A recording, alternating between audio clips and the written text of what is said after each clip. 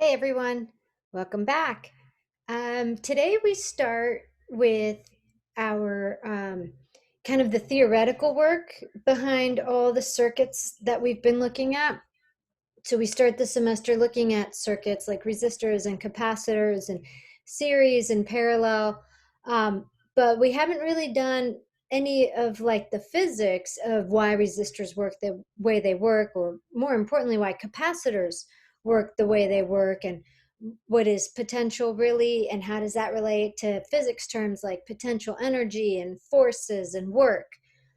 So today we begin with our topic on electric forces and electric fields. This is the first of our kind of what I call theoretical topics. And for the rest of the semester, we'll be doing that. We'll be doing a lot less circuit type of work and a lot more of like the physics, like terms that we know, like forces, work, energy, things like that. Um, we're going to do a couple topics on electricity and electric forces and electric fields, and then we'll finish off our semester with magnetism and magnetic forces and magnetic fields. So today we're going to introduce electric forces, and the topic is actually electric forces and fields. But before we get into electric fields and later magnetic fields, we're going to talk about electric forces. So let's go ahead and get this up and look at our topic.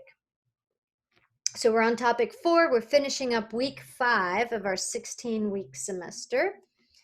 And here we go. Topic 4, electric forces and fields. So we've kind of already discussed at the beginning of the semester, certain properties of electric charges such that two like charges will repel and two unlike or opposite charges will attract.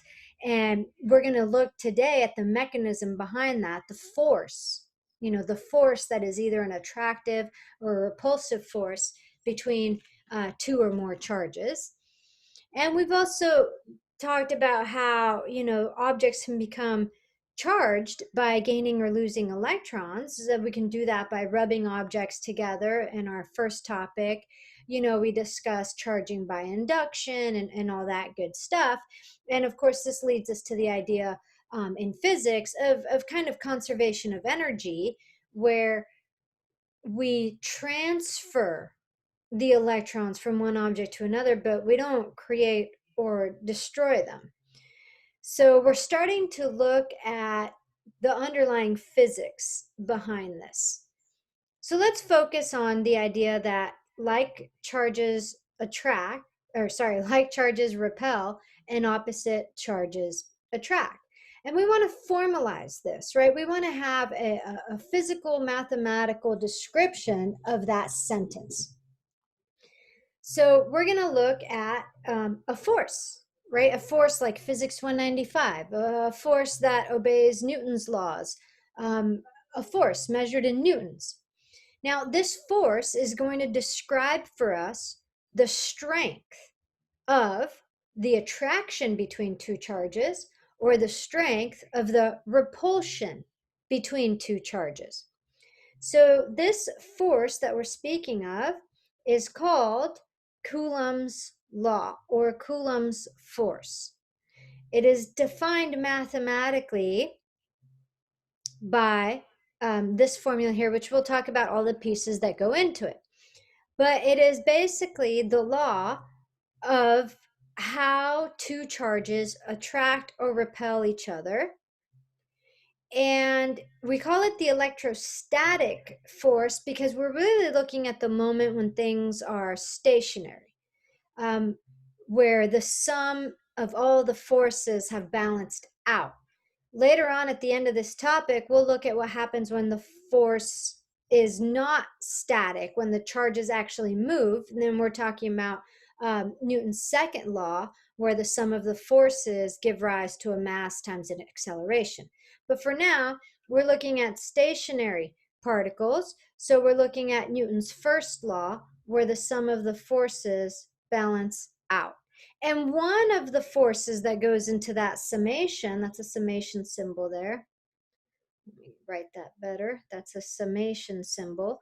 The sum of the forces equals 0. Well, one of the forces is this Coulomb's force or Coulomb's law, the force that exists between two charges. Now, let's kind of look at all the pieces that go into it. But before we even do that, let's really focus on all these absolute value signs. This is telling me that the magnitude of the electric force, the magnitude of Coulomb's law, can be determined with this formula. I'm not saying anything about direction, and we'll see why in just a second. So the first thing I have to understand is that mathematically, Coulomb's law gives me the magnitude of the force, the strength in newtons, but it does not give me the direction of the force. If I want to talk about the direction of the force, then I have to think about if those charges are attracting or repulsing each other. Okay, so the magnitude of the force is given by Coulomb's law, and the direction, well, I have to look at the individual problem and see who I'm being asked about and if that force is attracted or repelling due to the other charges around. So we get the mathematics, Coulomb's law gives us the magnitude, and then we have to think about the direction. So let me come back over here. Well, if I ask, what is the force on object 2? Well, the direction of that force points in that manner. But if I ask, wait, but what is the force on object 1? Well, now the direction is in the opposite, right? 180 degrees from that. However, both F21 and F12 will be given by this formula. Why? Because I need two charges, charge 1 and charge 2. Here they are, charge 1 and charge 2. I need Coulomb's constant, which we'll talk about in just a second, but hey, that's just a constant. And I need the distance between them, the separation r. Distance between them, well, squared. So clearly, it's charge 1 times charge 2. They're going to have the same magnitude of force. Whether I multiply 1 times 2 or 2 times 1, they're going to have the same magnitude of the force. So going back to Newton's law, they also, right, satisfy Newton's third law, where we have an equal and opposite pair. So force of charge 1 on charge 2 points up and to the right. That has an equal force, F21, in opposite direction. It obeys Newton's third law. And then if I look at, say, a positive and a negative charge, well, now they're going to attract each other. So charge 1 is going to feel a force pointing up and to the right, and charge 2 is going to feel a force pointing down and to the left, and they're going to have equal magnitudes because no matter what I plug in here, 1 times 2 and 2 times 1, I'm going to get the same answer. So Coulomb's law gives us the number of magnitude of newtons, and then I have to think about the direction. So let's look at all the pieces that go into Coulomb's law or the electrostatic force. It's the same thing, electrostatic force and Coulomb's law. So I see that I've got a constant here, Coulomb's constant, which we've already kind of started encountering in our lab. So Coulomb's constant, well, it's just that, it's a constant. It's denoted by K sub E, and it has a value of 8.988 times 10 to the 9 Newton meters squared per Coulomb squared. This is something that you want to have written down and readily available to you. We will use it throughout the whole semester. So I would recommend having a little sheet, like a cheat sheet, where you're kind of keeping track of constants and equations that you can easily flip to kind of get everything. And you certainly want to have Coulomb's constant written down. We will also later in the semester look at this other constant called epsilon naught, known as the permittivity of free space. Oh, that should say free, not phi. The permittivity of free space. And that's just another constant, and it's given by 8.854 times 10 to the negative 12 coulombs squared per Newton meter squared. But it's important to remember, know, have written down that both of our constants are actually related to each other. So if I'm given epsilon naught, I can find Ke, and if I'm given Ke, I can find epsilon naught. And what we'll find is that naturally some equations are written in Ke, but we'll also find that naturally later on, like Gauss's law, are naturally written in epsilon naught, but we can move back and forth between them. They're both related to each other. So Coulomb's constant, check. Next, I see charge 1 and charge 2 denoted by Q1 and Q2. But look, I'm just looking at absolute value here, right? Because I'm depending on logic to tell me the direction of the force. Two negative charges will attract. Sorry, I keep saying that wrong. Two negative charges will repel. Two positive charges will repel. A positive and negative will attract, but that still doesn't tell me if it's in the positive x, positive y, negative y, 42 degrees above the x-axis. So I'm going to use other means to find the direction. I'm always going to put in absolute values of those charges. So the charge, remember, has units of coulombs. And for example, an electron has a charge of negative 1.6 times 10 to the negative 19 coulombs. However, if I'm talking about electrons, what goes in there is a positive 1.6 times 10 to the negative 19. And then I use logic to figure out which way that force is going to point. So our charge can be given in terms of coulombs, but it can also be given in multiples of E, right? So I can say that there's a charge that has a value of 4E. Well, then I know it has a charge that is 4 times as strong as the electron. So look for that. Sometimes it's given in multiples of E. So those are my two charges, and keep in mind that we're using the absolute values. And then the last bit is r. I'm going to have an r squared in the denominator, and that's just the distance between charges. So the closer they are, the stronger the force. The farther they are, the weaker the force. So here's some kind of important constants to, again, have written down somewhere. We'll use this a lot. Electron charge, electron mass. Proton charge, proton mass. Neutron doesn't have a charge, but it's important to know its mass. Well, it's the same as that of a proton, right? Not by coincidence, and that they cancel each other out. So when we're talking about our charge, remember that our unit is capital C for Coulomb, right? This force is called Coulomb's law. This constant is called Coulomb's constant, right? Mr. Coulomb was pretty busy with all of this electricity stuff. And then again, just remembering that epsilon naught and K sub E are related to each other, so it's good to have that relationship written down, and it's also good to have the values for each of those written down. So let's see how we use this equation, and really talking about how I figure out things like magnitude and direction. So the first thing I want to do is I want to come back and actually want to look at this equation. And I want to look at the form of this and see that its form is very similar to the force of gravity.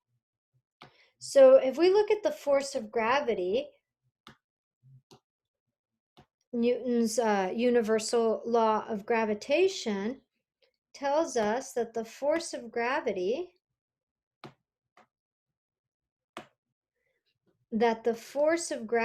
is some constant, capital G, times m1 times m2 over the distance between them squared.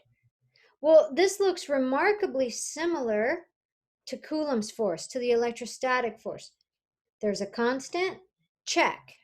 There's, in this case, two masses. Well, over here, there's two charges. And then the distance between them squared in the denominator. So they have very similar forms. And if we think about the way an atom behaves and electrons going around the nucleus, it's very similar to how solar systems and galaxies behave with planets and stars going around either their star or the center of the galaxy. So there's remarkable similarities in the large scale universe, the force of gravity, and the small scale universe of atoms. And in fact, in Physics 197, next semester, our third semester, we really get into atomic physics and modern physics and really get into those nuances. It's a very fun course. Of course, fun is relative. All right, so let's look at an example where we're actually comparing this electric force and gravitational force. Now, they have the same form, mathematical form, a 1 over r squared law.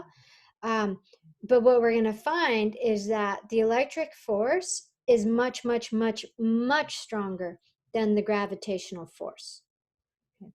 So let's talk about an electron and a proton inside a hydrogen atom. Yes, there's also a neutron, but remember, it has zero charge, so it doesn't affect our electric force.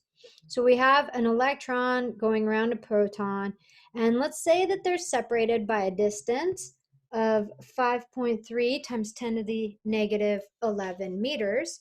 And we want to find, notice how it says magnitude. Find the magnitude of the electric force and the gravitational force between the two particles. Well, it's going to be hard to know the direction unless we're given a drawing with axes and coordinates. So we're just going to find the magnitude of both. So let me get a whiteboard up.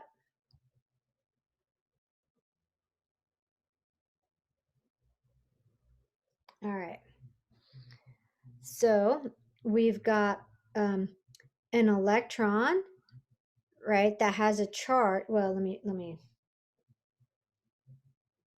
be careful with my notation here. Let's do charge 1 is an electron is negative 1.6 times 10 to the negative 19 coulombs. Charge 2 is a proton, right? So we'll call that P, and that's plus 1.6 times 10 to the negative 19 coulombs. And we have the separation between those two charges. So I'm going to make note of it. I'm going to say it's the distance between charge 1 and charge 2, and that'll become important later. The distance between those two charges is 5.3 times 10 to the negative 11 meters. And we want to find first the electric force, the magnitude only. So we're looking at Coulomb's constant, absolute value Q1, absolute value Q2, over the distance between those two charges squared. So this is going to be 8.988 times 10 to the 9 Newton meters squared per Coulomb squared. And then absolute value of these charges, both of them have a value of 1.6 times 10 to the 19 coulombs, so I can go ahead and square it. Remember, I don't care about negatives, right? So their absolute values are equal. So I might want to make note of that here. Q1 equals Q2 if we're looking at absolute values. So I can just square that. And then we're going to divide out the separation between them, 5.3 times 10 to the negative 11 meters, the whole quantity squared. And if I look at my units, I've got Coulomb squared cancels Coulomb squared. I've got meter squared cancels meter squared. And I'm left with just newtons, which is my unit on force. Check. All right. So the magnitude of the electric force between those two charges is 8.2 times 10 to the negative 8 newtons. Okay, let's compare that. Let's compare that to the gravitational force. So in part B, we're looking at the magnitude of the gravitational force, which is the gravitational constant, mass 1, mass 2, over the distance between those two things squared. And let's see, the gravitational constant, I don't have it written on the PowerPoint, but you can look it up, and I'm giving it here. It's 6.67 times 10 to the negative 11 Newton meters squared per kilogram squared. Mass 1 we'll call the mass of the electron, which is 1.67 times 10 to the negative 27 kilograms. Mass 2 we'll use the mass of the proton, which is 9.11 times 10, I got those backwards, 9.11 times 10 to the negative 31st kilograms. Sorry, let me switch that. It doesn't really matter which one I call 1 and 2. So the heavier one is the proton, the lighter one is the electron. Okay. And then the same distance between them. So we'll find that the magnitude of the gravitational force is 6.67 times 10 to the negative 11 Newton meters squared per kilogram squared times 1.67 times 10 to the negative 27 kilograms. I've run out of room. Times 9.11 times 10 to the negative 31st kilograms. Sorry, I ran out of room. The whole thing divided by 5.3 times 10 to the negative 11 meters quantity squared. And again, we'll look at our units, and meters squared cancels meters squared, kilograms squared cancels kilograms squared, and I'm left with newtons. Check. And we get a gravitational force magnitude of 3.6 times 10 to the negative 47 newtons. It's a very small force compared to the electric force. And if we think about that, well, it makes sense. It makes sense that gravity has to be less than the electric force, or else like atoms wouldn't really be able to exist, right? Gravity would just kind of undo it all. A magnet would not be able to hold up another magnet if the gravitational force was greater than the magnetic force. And I realize we're not talking about magnetic force right now, but when we move into that part of the semester, when we talk about magnetism, we'll see a lot of similarities with electricity. So notice how the electric force is much larger than the gravitational. Okay, great, fine. That's just kind of a warm up to see how we use this equation and how our units work out. So, you know, the actual Coulomb's law, as we've presented it, is only talking about the magnitude of the force. If we really want to look at it now in its true expression in vector form, right? Now we're talking about not just a magnitude, but also a direction. So we're going to introduce the unit vector. The unit vector r hat. And r hat, in this case, r hat between objects 1 and 2, is a unit vector that points between 1 and 2.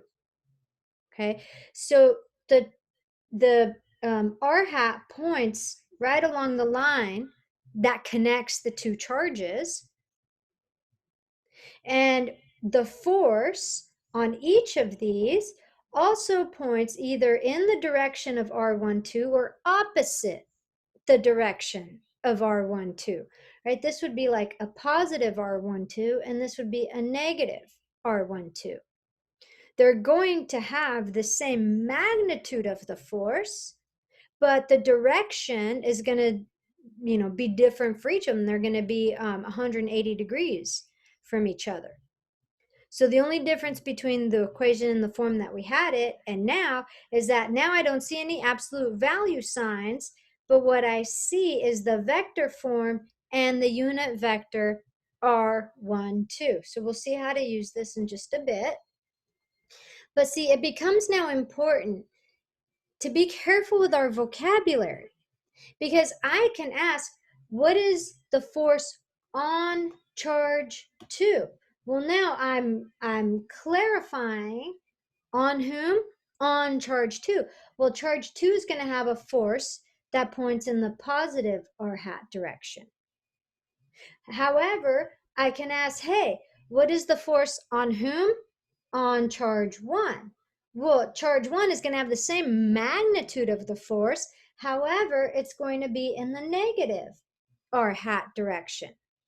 But what I do know is that the magnitude F12 is the same as the magnitude F21. Force or object 1 on 2 is the same as object 2 on 1. This is an application of Newton's third law.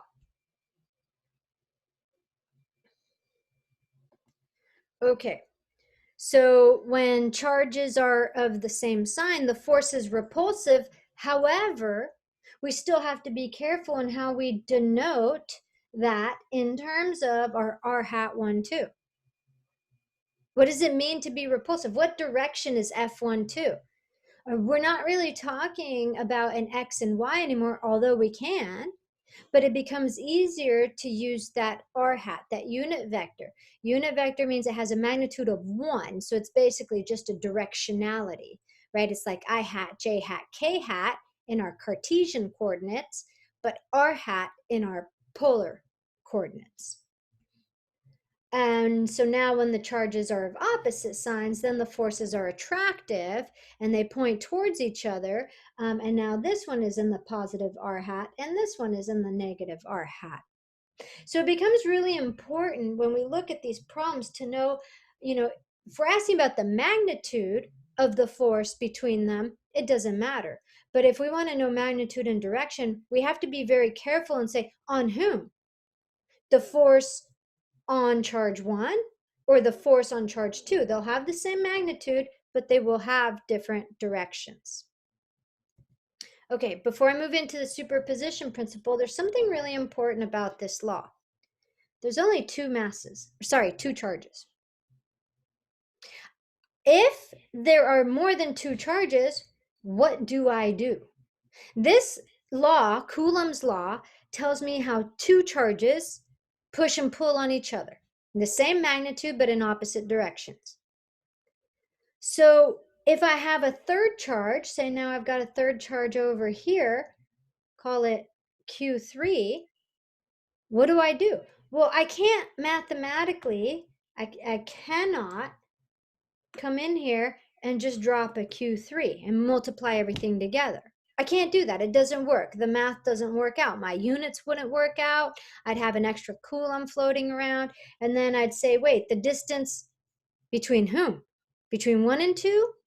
Between 1 and 3? Between 3 and 2? What distance? Right? So that's why I like to write this as the distance between 1 and 2, so that reminds me I can only look at charge 1 and charge 2. So what do I do if I have more than one charge? More than two charges. Well, then I have to use something that's called the superposition principle.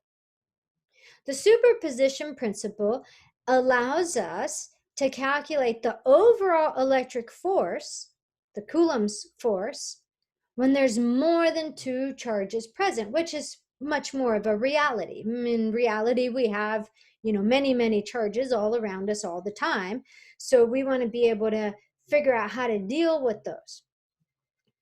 And again, it's going to become really important to ask on whom? The force on which charge? Or at which location? We have to be very specific. They all obey Newton's third law, equal and opposite, but we want to be very specific in knowing on whom, on which object of interest. Is it we're interested in charge 1? Is it we're interested in charge 2? Is it we're interested in charge 3? So what we do is we compute each force on the object of interest individually. What do I mean by that? We have to pair everything up. If we have 4 charges and we're asking what is the net charge on whom? On charge 1. Well, I have to pair up charge 1 with charge 2. That's a Coulomb's force, and I calculate it. But then I also have charge 1 interacting with charge 3 as a Coulomb pair, and I have to calculate that. And then I also have charge 1 interacting with charge 4 in a Coulomb's law, and I have to calculate that.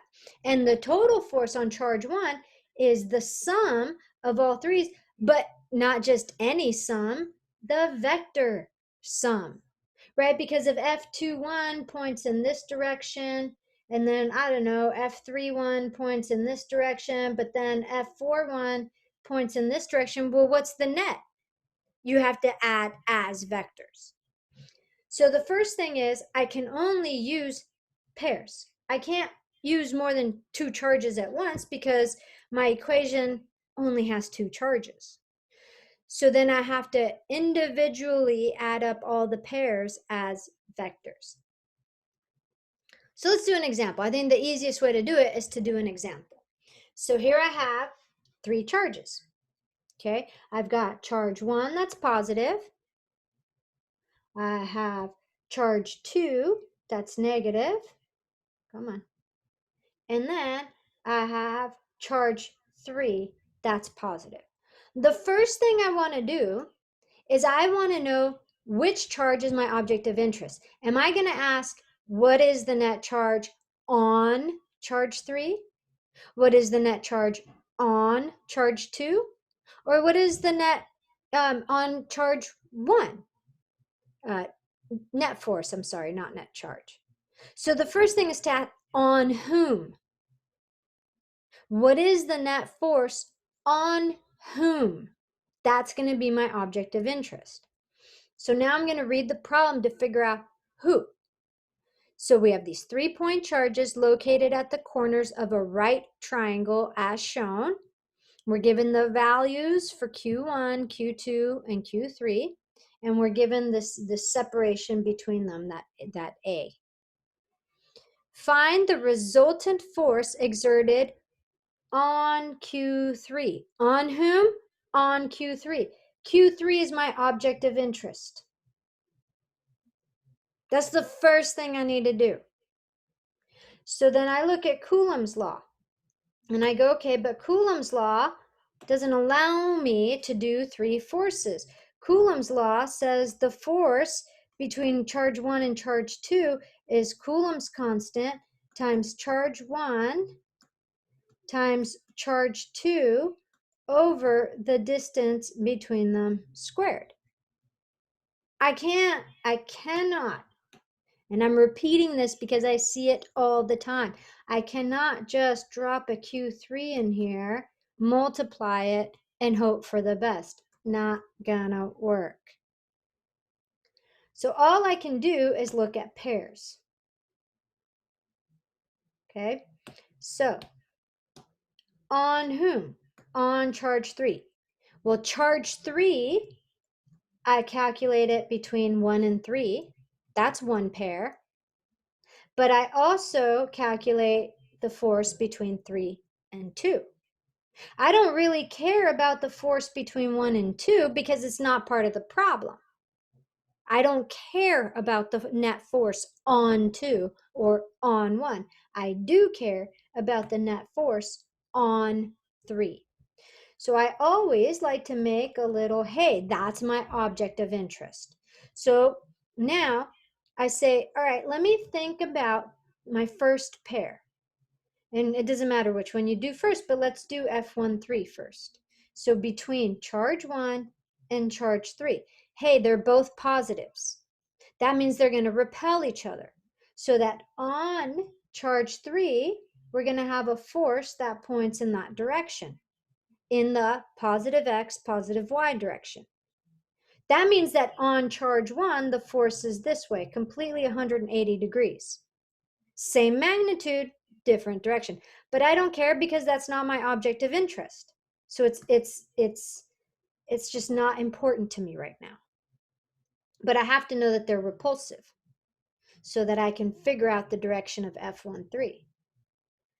Then that's going to be one force, right? It's going to point in the positive x, positive y direction. Well, I have another force. The force between Q2 and Q3. One's a positive and one's a negative, so they're going to attract each other. That means that on charge 3, that's my object of interest, it's going to be attracted to that force. So it's going to have a force in the negative x direction.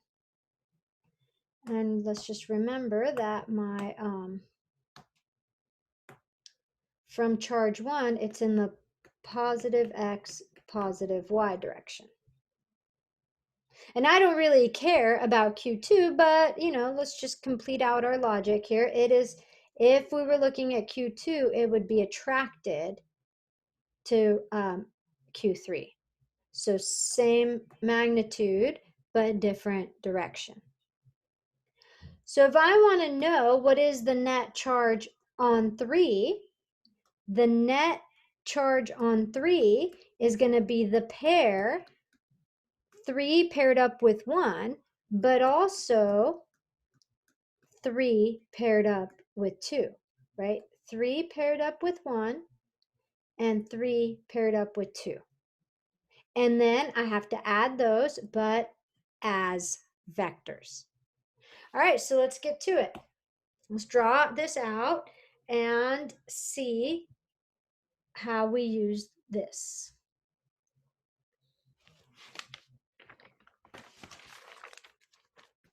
Okay, so the first thing I'm going to do is I'm going to kind of maybe draw it a little bit. So Q2 over here was negative. Q1 over here was positive, and Q3 over here was positive. The distance there is A. The distance here is A. And this is an equilateral triangle, so we apply Pythagorean theorem, and for this distance we get root 2a. Q3 is our object of interest, so I'm going to put a little asterisk there to remind me that that's my object of interest. Okay, what am I given? Well, I know that A is 0.1 meters. I know that Q1 is 5 microcoulombs. I know that Q2 is negative 2 microcoulombs.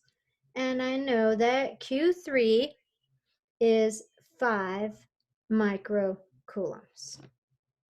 Okay. So root 2a, I just multiply root 2 times 0.1, and I get 0.1414 meters. We'll just kind of hold on to that because we're going to need that when we look at this pair here between 1 and 3. And then between 2 and 3, that's the distance A, equal to 0.1 meters. Okay. So remember that what I'm really looking for is the net force on 3, and that comes from the vector sum of how 3 interacts with 1 via Coulomb's law, but also how 3 interacts with 2 via Coulomb's law. So I have to separately calculate these as vectors, being very careful to keep track of the vectors part of it, okay? And then be sure to know how to add things as vectors. So the first thing I'm going to do is I'm going to find the magnitudes. So what is the magnitude of F31? Just the magnitude. So that is Coulomb's constant times the absolute value of Q1 times the absolute value of Q3 divided by the distance between whom? Between 1 and 3, quantity squared. Right? The distance between 1 and 3 is 0.1414 meters, right? That is the distance between 1 and 3. So I can't keep the micros in there. I have to be careful. F31, which is also, just to make sure we understand this, F13, it doesn't really matter how I write it. They have the same magnitudes. Is Coulomb's constant, 8.99. I'm going to run out of room. Let me redo that. Let me just, there we go. 8.988 times 10 to the 9 Newton meters squared per Coulomb squared. And then let's see, Q1 is 5 microcoulombs, so I have to write it as 5 times 10 to the negative 6 coulombs. And Q3 is also 5 microcoulombs. So I'm going to write that as, again, 5 times 10 to the negative 6 coulombs. And then the distance between those two charges was 0.1414 meters, and then I have to square it, and I'm going to check my units and make sure that everything works out. So meters squared times cancels out meters squared, Coulomb squared cancels out Coulomb squared, and I'm left with newtons.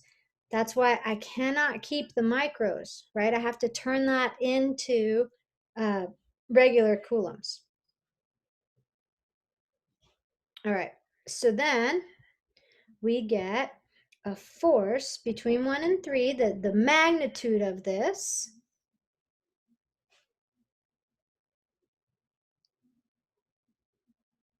gives me a value of 11.2 newtons. And I'm going to hold on to that. I kind of know the direction, right? I know the direction is up and to the right, but I'm going to need to use, it's up and to the right. I'm going to need to use some geometry in a bit to figure it out. But I'm going to hold on to that 11.2 newtons. So check. Next, let's look at F32. So let's get a new whiteboard up. And let's look at the magnitude between charge 3 with its pair 2. And so that's going to be K sub B times Q2 times Q3 over the distance squared. The distance between whom? Between charges 2 and 3. So this equals 8.988 times 10 to the 9 Newton meters squared per Coulomb squared times 2 times 10 to the negative 6 coulombs times 5 and times 10 to the negative 6 coulombs. And then the distance between them was the 0.1 meters, and then I need to square it and just do a quick check of my units. Meters squared with meters squared, Coulomb squared with Coulomb squared. I'm left with newtons. Check. All right. So I get a magnitude between charges 2 and 3 has a value of 8.99 newtons. Now I go back and I look at my picture, right, where I had determined, and I know that it's going to point to the left. Excuse me. I had to look at charge 3 being positive and charge 2 being negative. So the force points to the left. Okay, so now let's kind of put this together. I have the magnitudes and I have the general direction, right? Let's just write this on here so I have it all in one place. I also have between 3 and 1, it's a magnitude of 11.2 newtons, but now the force points up and to the right in that positive x, positive y. So I've got to figure out how to add these as vectors, right? So what do I have to do? Well, I have to draw a picture. So if I want to think of this on the XY grid, I have F31 is pulling charge 3 up this way with 11.2 newtons, and F32 is pulling charge 3 that way with 8.99 newtons, and then we have to know how to add those as vectors. So let's draw ourselves a triangle.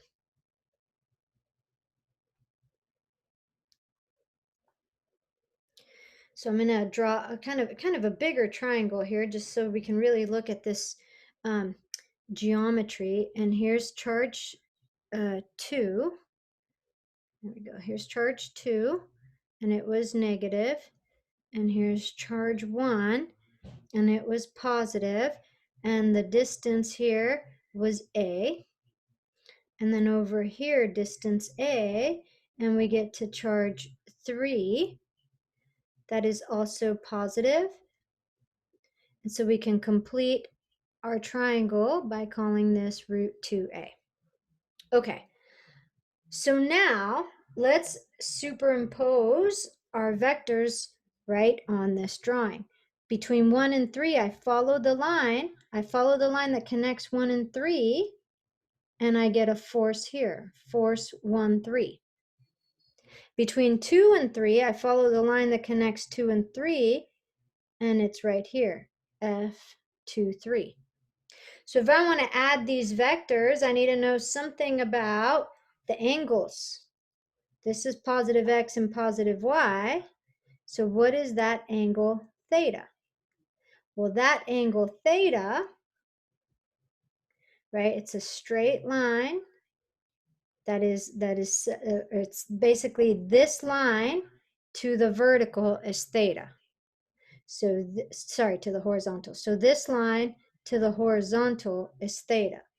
This line to the horizontal is theta. Those are all the same thetas.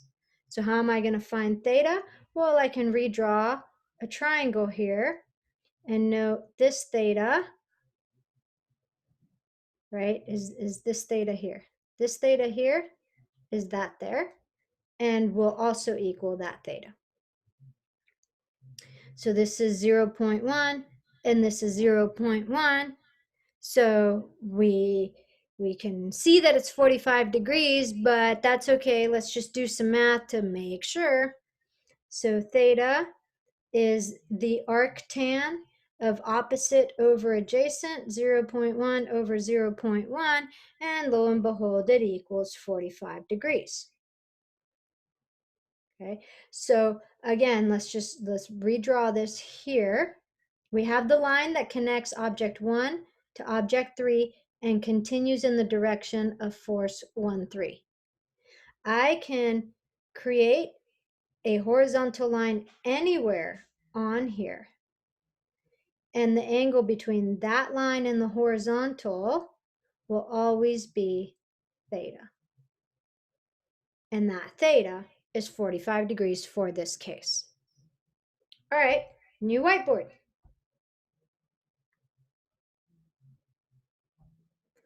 Okay, so now redraw. Always redraw. Redrawing is your friend. Here we go. Here's my XY axes. And I've got now this force between 1 and 3. I know the value of it is 11.2 newtons. However, I also know this angle here is 45 degrees. And then I need to add that to the force that connects object 3 to object 2. So we call that F23. And it has a value of, what was it? 8.99 newtons. And it's all in the negative x direction. Okay, so now we need to break this up into its components. So here is F13x, F13y. Okay, so F23 is given by negative 8.99 newtons in the I hat plus 0 in the j hat. And then F13 is given by, well, let's see, the x is the cosine. So it's the positive 11.2 newtons cosine 45 degrees in the I hat plus 11.2 newtons sine of 45 degrees in the j hat. So let's clean that up a little bit, and we get that F13 is given by 7.94 newtons in the I hat plus 7.94 newtons in the j hat. Okay, so I add x with x and y with y, and I get that the total force on 3, right, is going to be, well, let's do it in pieces. Let's do negative 8.99 plus 7.94 newtons in the I hat, and then plus 0 plus 7.94 newtons in the j hat, so that I can write my overall F3 in vector form, in component form, as negative 1.04 newtons in the I hat plus 7.94 newtons in the j hat. So my resultant force has a negative x, positive y component. So my resultant force, which I'm going to draw here in red, okay, my resultant force has negative x and positive y. It actually has a trajectory off this way somehow. Okay, so we have to remember how to add vectors.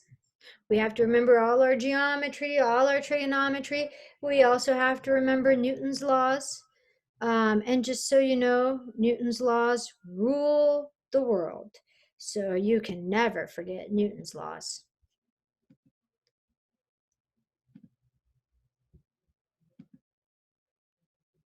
Yeah, never, ever, ever forget Newton's laws. Newton's laws.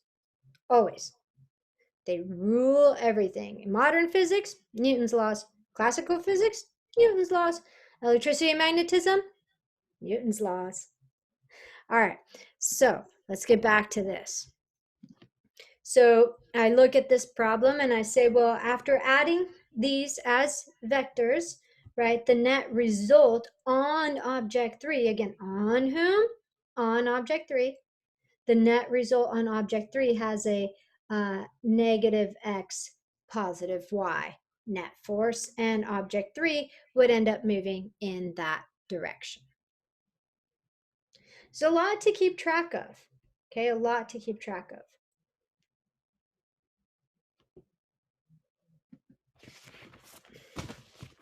Okay, let's do another one with superposition principle. So again, we have 3 charges, right? So the first thing I'm thinking is, oh wait, I need to know on whom, such that I can pair up, right? So am I asking about charge 2? Then I would pair up 2 with 3 and separately 2 with 1. Am I asking about on charge 3? then I'll pair up 3 with 2 and separately 3 with 1. Or am I asking about on charge 1, then I do 1 with 3 and separately 1 with 2. So the first thing I need to do is on whom? All right, so 3 charges lie along the x-axis as shown. I see that 2 of them are positives and 1 of them is negative. We're given something about where they are. And then where must the negative charge Q3 be placed on that x-axis so that the resultant electric force on it is 0? So, okay, object of interest is Q3 on charge 3. Okay, so that means that I want to see how charge 3 has a coulombic force, a coulombic interaction with Q1, and that's going to be F13. However, also charge 3 has a coulombic interaction, a coulombic force between it and charge 2, and that's what we call F23. Charge 3 is negative, charge 1 is positive, so charge 3 will be attracted to charge 1, so it'll have a positive X force from charge 1, but at the same time, it's going to have a negative X force from charge 2 because it's also attracted to it. So I want to know where on this x-axis, right? So left or right, where between those two charges must I place it such that the net force is equal to 0, such that the rightward F13 balances out the leftward F23 so that they add to 0, so that the net force is 0. Okay, so one of them is going to be in the positive I hat, one of them is going to be in the negative I hat. And let's see, we're given Q1 is 15 microcoulombs, we're given Q2 is 6 microcoulombs, and we're given that the separation between them is 2 meters. And we want to know where, what X are we placing charge 3 such that this condition holds. The rightward and the leftward balance out and add to 0. Okay, so let's make a drawing.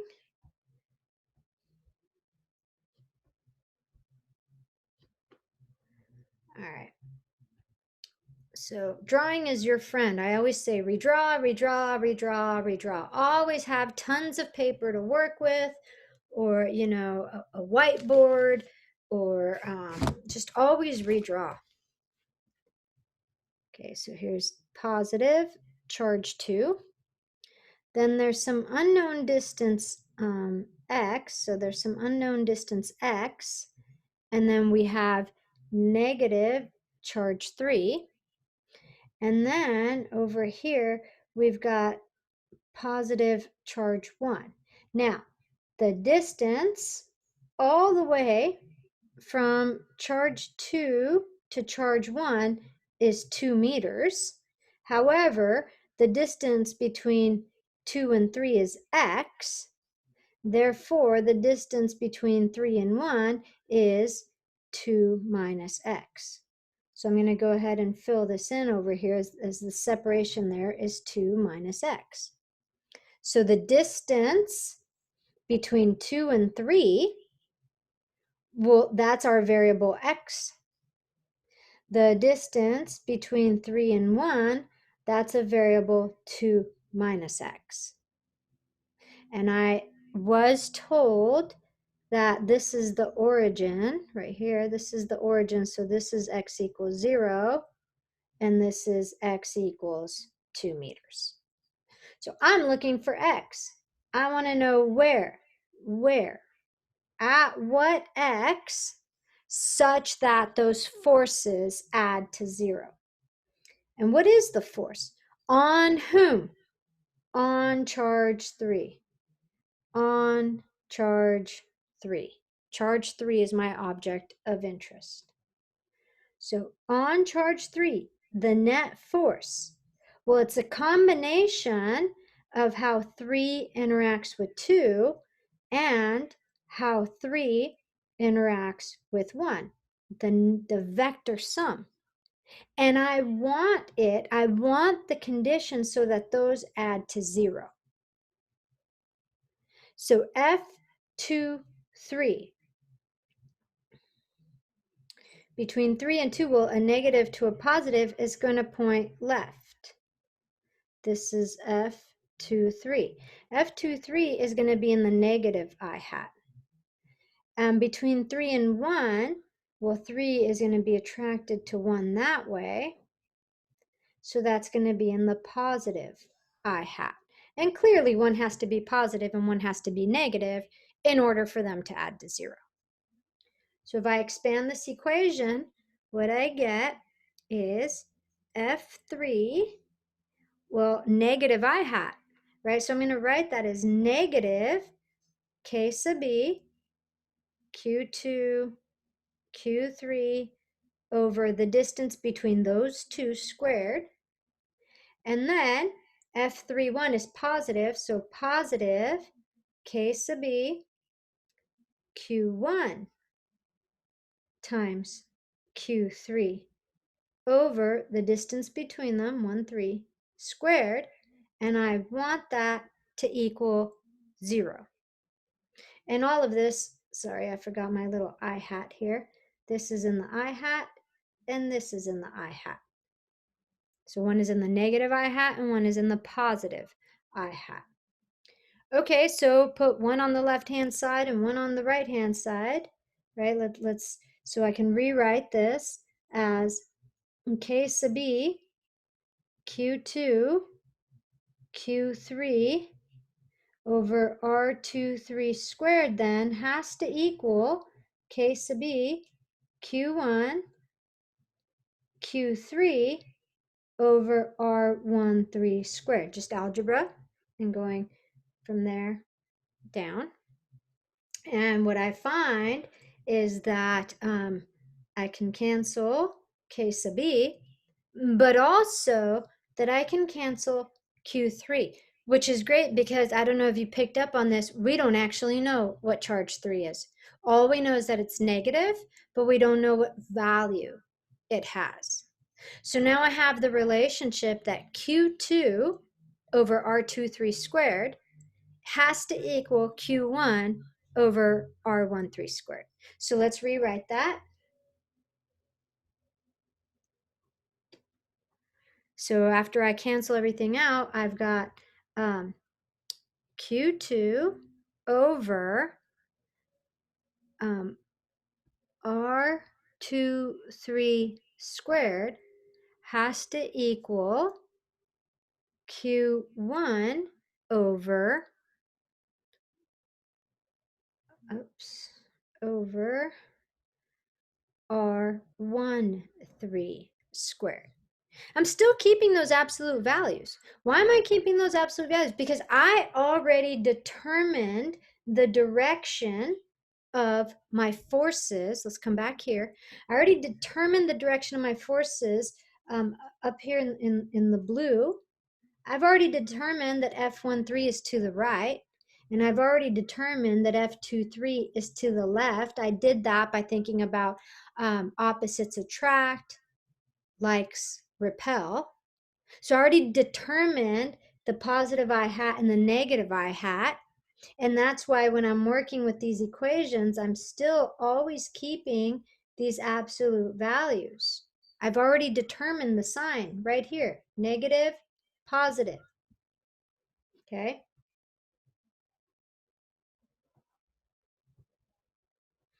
All right. And we decided what is the distance between objects 2 and 3? Well, we called that x. Okay.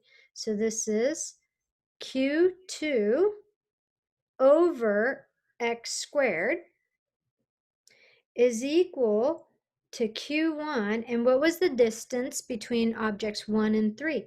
It was quantity 2 minus x, and then I've got to square it. Now let's replace Q1 and Q2. Q1 is 15 microcoulombs, so 15 times 10 to the negative 6 coulombs. And Q2 is 6 microcoulombs, 6 times 10 to the minus 6 coulombs. All right, so let's do that. Let's do 15 times 10 to the minus 6. I'm going to drop the units because I know everything's going to work out. I'm in math mode right now. Over x squared is equal, oops, I got that backward. That is 6. Sorry, that's not right. Here we go. That is 6 times 10 to the minus 6 over x squared is equal to 15 times 10 to the minus 6 over 2 minus x quantity squared. And I'm trying to pull x out of here. So what I like to do every time I see something like this is I like to just cross multiply, get rid of my fractions. Nobody likes fractions. Okay, maybe one of you guys likes fractions. One of you guys and girls likes fractions. That's great. That's awesome. Me, I will always try and get rid of fractions. So we've got 6 times 10 to the minus 6 times the quantity 2 minus x squared is equal to 15 times 10 to the minus 6 times the quantity x squared. I'm going to go ahead and divide both sides by 10 to the minus 6 just to get rid of the micros, because I can do that as long as I can do it to both sides. So this is 6 times 2 minus x quantity squared is equal to 15 times x squared, right? So I divide out 10 to the negative 6 on both sides. Okay, and then I've got to expand that term there, 2 minus x quantity squared. So this is 6 times, let's see, we get 4 minus 4x plus x squared is equal to 15x squared. And bring everything over to one side so that we've got the a quadratic equation. So let me get a new whiteboard up here. So we have, let me just rewrite it. 15x squared, and I'm going to multiply that 6 out, is equal to 24 minus 24x plus 6x squared, or that 9x squared plus 24x minus 24 is equal to 0. And now we have a quadratic equation. So we're going to solve our quadratic equation, and we're going to get two answers. Answer 1 says where x is at 0.77 meters. And answer 2 is when x equals negative 3.44 meters. And then the question really becomes like, wait, which one do we keep? Right? Are we going to keep the 0.77 or the negative 0.344? So first thing to note is that we were looking to find the place between charges 1 and 3 where we could place this. And this is outside of the boundaries of that. But let's draw a picture. So here's object 3. It was negative, and that's what we called the x equals 0. And then here's object 1. Oh, sorry, I got that not quite right. This is object 2. Let me start over. Okay, here is object 2, right? And it was positive at x equals 0. And object 1 was at x equals 2 meters, and it was positive. So our first solution places, this is where object 3 is. Our first solution places object 3 at the 0.77 mark, so maybe right around here, and it's negative. Does that make sense? Could I see that those would add to 0? Yeah, it would have a attraction to charge 2, an attraction to charge 1, and I could have those add up to 0. So this is the x equals 0.77 meters. My other option is when x equals negative 0.344 meters. So way over here to the left, what if we place object 3 there? And it has a negative charge associated with that. Well, in that case, it's going to be attracted to object 2, attracted to object 1. That doesn't really work for us physically. It might work mathematically because then the force with this becomes so small. It might work mathematically, but physically it doesn't work. It's going to have two rightward forces. We don't want that. We want a rightward pull and a leftward pull. So we're going to keep the 0.77 meters. Okay. So just because the magnitude equals 0 mathematically doesn't mean that physically that would work out for us. So you still have to test it. But also realize that that's outside of our boundaries. We were looking for a place in between the two charges. But even if we didn't pick up on that, we could still test for it and say, wait a second, if it's over here as shown in that negative 3.4 meters, it's going to have two rightward forces, and that physically doesn't work.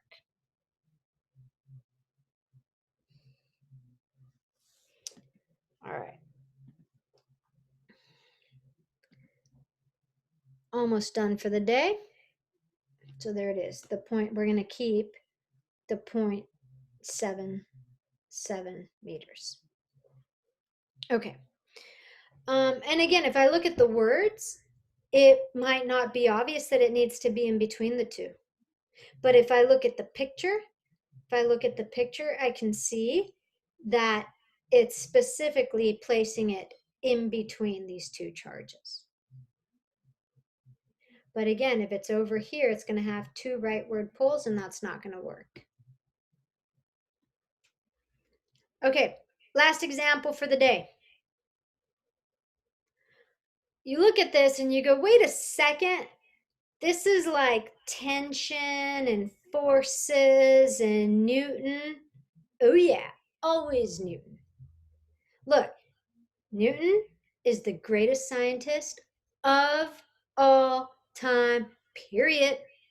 Change my mind. Doubt you can. Best, greatest of all time. Why? Because the laws of Newton apply to everything. Very few exceptions to Newton's laws, which we will see in modern physics.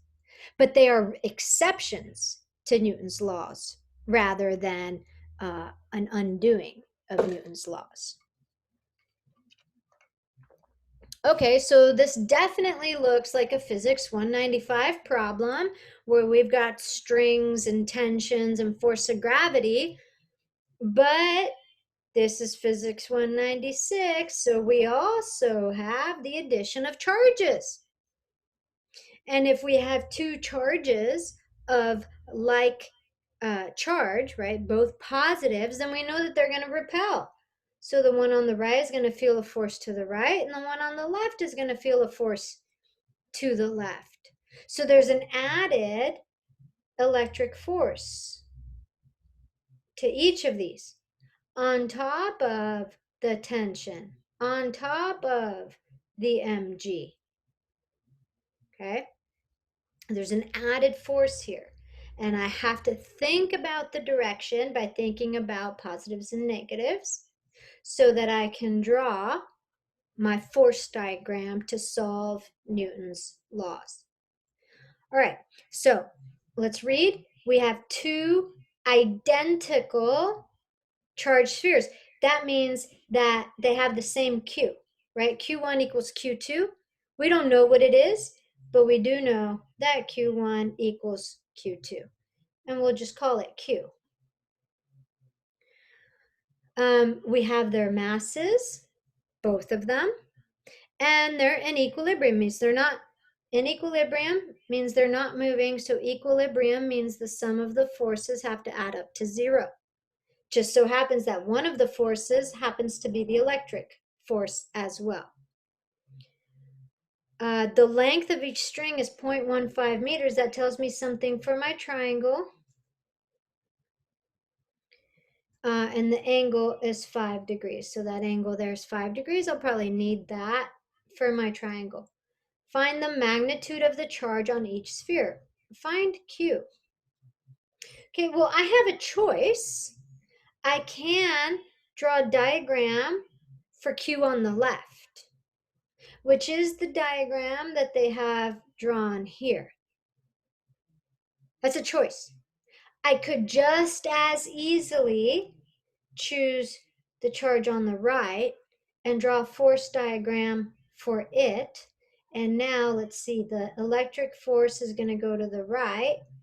The tension is going to go up and to the left, and mg is down.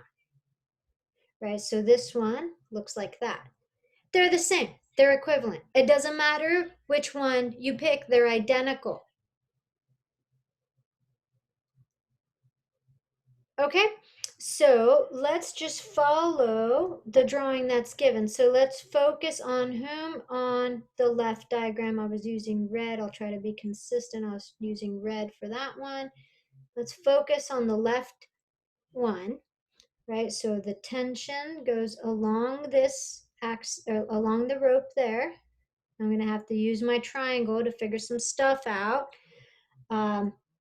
This rope with the vertical is theta. Whether I draw the vertical there or here, it doesn't matter. So I can draw the vertical here or I can draw the vertical here. They are both thetas of 5 degrees. It is being repelled by the charge on the right, so that's where we get this leftward electric force. And then, of course, gravity is still a factor hanging out that way. So let's draw our free body diagram, our force diagrams, and solve this as Physics 195, really, just with an added force, one of the many forces that is going to go into my Newton's laws. So remember that what we really want, we want equilibrium, which means all of the forces have to add to 0. But really what that means is that all the x forces add to 0 and that all the y forces add to 0. All right. So from our drawing here, there's our charge.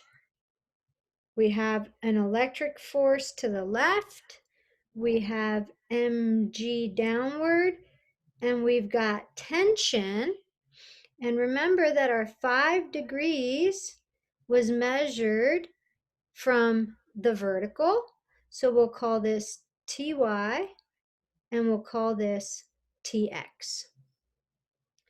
So all of the forces in x equals 0. What are the forces in x? Well, let's color code this. X will be blue. Well, we've got a positive x from the tension. We have a negative electric force, and those have to add to 0. And then we've got all of the forces in y have to balance out, and we'll go ahead and use red for that. So we've got an upward Ty and a downward mg. So that's an upward Ty and a downward mg is equal to 0. All right, so looking at our x equation, this tells me that the x component of the tension has to equal the electric force. What is the x component of the tension? It's T times the sine of 5 degrees. I don't know T. And what is the electric force? Well, it's Coulomb's constant times Q1 times Q2 times the distance between them squared. Okay, we're going to hold on to that. Let's look at our y equation. Let's see, ty. What is ty? Well, y is adjacent, so that's going to be t times the cosine of 5 degrees, right? It's adjacent to my angle, is equal to mg. Wait a second. I know m. I know m. That was given to me, and I know g, right? So I know that m was given as 0.03 kilograms. So I actually know mg. Mg is 0.3 times 9.8. Let's do that real quick. 0.3 times 2.94. So mg is 2.94 newtons. So guess what? Now I know that T is equal to mg over the cos of 5 degrees. I know that. That's a number.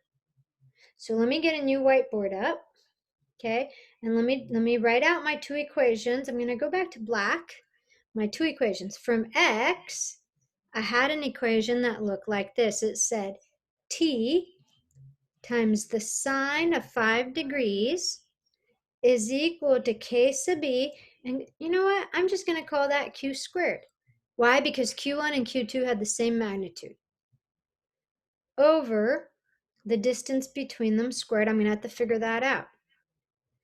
And from y, I had that t is equal to mg over the cosine of 5 degrees, which was 2.94 newtons over the cosine of 5 degrees. So now I know the value of T, the value of the tension in the rope, is 0.295 newtons. So I'm done with my y equation. I've taken it as far as I can to find T.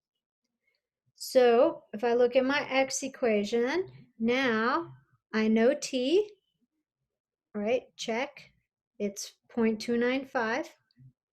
I know sine 5, check. I know k sub b, check. I'm looking for q. Do I know the distance between these two things squared? So I have to go back to my drawing, right? And draw again. Always draw again. What did we have? Let's see. We had the length of the rope was 0.15 meters, and it made an angle of 5 degrees with the vertical. So we can find this value, let's call it A, right, where here's my Q. Then I've got a similar triangle on the right because everything is equal. Here's my other Q, and here's my other A. And this is also 5 degrees. So the distance between those two objects, right, is actually 2A. It's all of this. That's R12. So how do I find A? Well, I draw a triangle. Here's A, here's 0.15 meters, and here's 5 degrees. Okay? So the sine of 5 degrees is equal to A over 0.15 meters, or that A equals 0.013 meters, which means that R12 is equal to 2 times that, okay? So 2 times 0.013 is 0.026 meters. Okay, so now I know R12. So let me rewrite that x equation. Always give yourself plenty of space to work with. All right, so what did we have? I'm just rewriting it. T times the sine of 5 degrees was equal to Coulomb's constant times q squared over R12 squared. I'm gonna rewrite that. T times the sine of 5 degrees is equal to KE times Q squared over 2A quantity squared, right? Because R12 was 2A. And then I'm going to solve for Q. So Q, I know everything in here. So Q is the square root of T times the sine of 5 degrees over 2A squared, times 2A squared over K sub B, and everything here is inside that square root. I know T, I know A, I know K sub B, I know sine of 5 degrees. I'm good to go. What I get is, so let's remind ourselves, what was T? We found T to be 0.295 newtons. We found A to be 0.013 meters. We know K sub B, so that gives us a Q of 4.4 times 10 to the negative 8 coulombs. And that is my answer. Okay, so what did we do? Let's look at all our whiteboards here.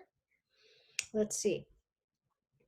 We started by setting up a force diagram and looking at our Newton's second law. Well, it's actually the first law, when all the forces balance out. Then we separated it into components, x and y, right? So here's our x, here's our y. We expanded out our electric force in terms of Q1, Q2, and the distance between them. We used Fy to solve for T, because we knew mg, and we know the cos of 5. So that got us to here. Okay, so where we said, we know that T is 0.295 newtons. And then we still had to figure out what this distance was, right? So the distance between them is two of these sides. We used our triangles to find that A, and that led us into our very last whiteboard here, where we replaced that distance. And then again, remember, Q1 was equal to Q2, and we just called it Q. So when we had something that looked like this, Q1, Q2, I decided to just call it Q squared. If they didn't have the same values, I couldn't do that, right? And then I would have Q1 times Q2. Okay, so let me come back to my slides here. Make sure that there it is, 4.4 times 10 to the negative 8 coulombs. And again, remember, they chose to show us a force diagram for the left charge, but we could just as easily use the right charge, do a force diagram for it, and be perfectly the same. Okay, so that's just a choice that they made. When we come next time, we'll start talking about something called the electric field, not to be confused with the electric force. And then we'll look at the electric field, and then here's what's coming to you. Hold on. We've got some integrals coming. Okay, we've got integrals coming, and we've got surface and charge integrals coming. Surface and volume integrals coming. So volume integrals, area integrals are coming your way, and it might be time to review surface and volume integrals in your calculus course. If you haven't already, I will show you a way to do area and volume integrals if you haven't seen them in your courses. But it's time to start brushing up on what volume formulas are, right? Like what's the volume of a sphere? What's the volume of a cylinder? What's the area of a disk? Those kinds of equations. So that's coming your way, is electric field and some integrals. And then I'm just coming forward. Oh, we got a long way to go, folks. We're here for a long time. So, okay, it's very easy to get overwhelmed with physics when there's so much to learn. So let's just take it day by day. And today we finished with our forces. When we come back, we'll look at fields. Okay? If you have any questions whatsoever, please absolutely stop by my office hours. Come say hi, send me a message, send me a text. Yeah, there's a lot of ways to reach me. Hope you had a good week and have a good weekend. And let me know if you need anything. All right, bye.